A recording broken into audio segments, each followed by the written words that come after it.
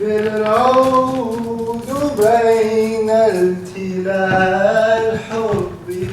the inspiration for the piece came from stories of two friends of mine. They're both gay refugees from Syria.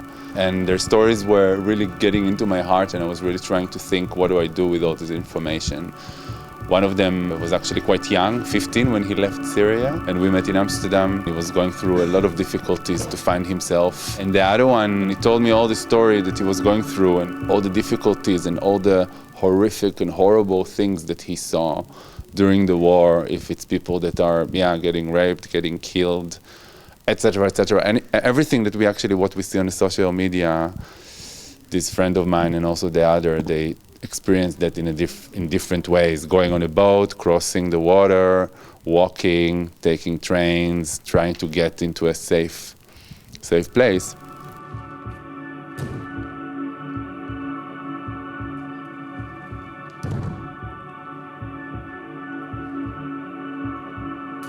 The situation of being a refugee and gay is not really easy, especially if you're coming from a Muslim country, apparently. And when they came here to the Asylum Center in Holland, they were just molested and getting beat up all the time. And I was trying to implement these stories and an individual experience towards what the dancers, the performers are going through, to really give them the opportunity to experience this idea of getting into a new place and being closed in one place that they don't know people and they're just locked in a way, like in this asylum center or something like that, in a new place, in a new country. And look, grab, lift your head up. Can you take it more out? So if you take it, take him, this, so you really take it out. So on. I developed a choreographic system called physical script, which means that each movement, we call it actually a physical word. It's not a movement, but for us something that has a very specific expression, just like a word. So actually everything that the dancers are doing, they must have a certain question or idea why they're doing what they're doing. Being very sure about the question that they're asking about the people around them, about themselves, about the different body parts, and how does it create some kind of a little bit of schizophrenic physicality towards them. It gives them a lot of naturalization to dig into their own soul instead of only following only what I'm telling them to do.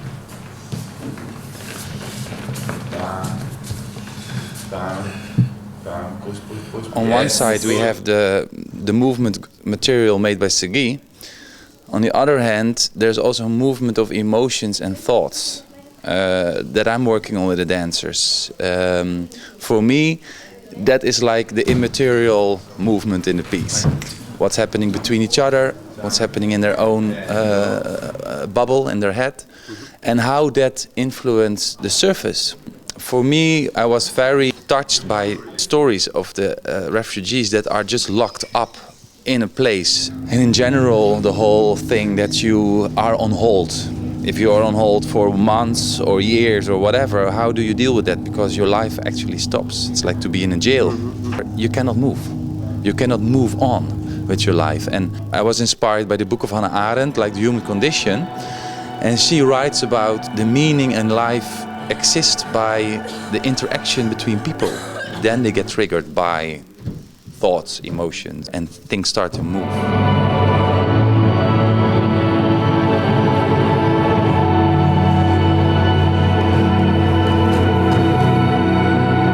10 years ago, in 2006, I left Lebanon during the war. So it was a difficult experience for me. I left with my sister.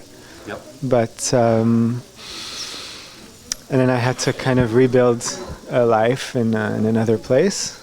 So in a sense, this piece brings something inside of me. Specifically, I think it's more about LGBT refugees from Syria. And my experience was not nearly as difficult as their experience because my sexuality was not as problematic.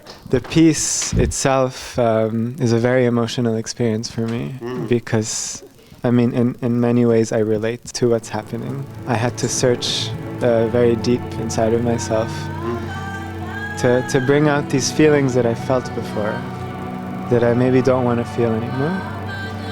But I thought maybe this is a good chance to reach out to those feelings and to explore them and express them in a safe environment, in a I guess controlled environment, right? And it was difficult for me. There were days here where I was like, I can't. In my head, I was like, I can't do this, but you go home and you reflect and you meditate and you come back, try to come back stronger, and yeah. Straight. The thing is, I'm standing. You stay straight. It's so fine. And then I was thinking about, wow, could I make that decision actually at all? Am I not like a sissy guy that just stays there with all the danger? Can I make that trip? Can I walk? Can I go with a boat?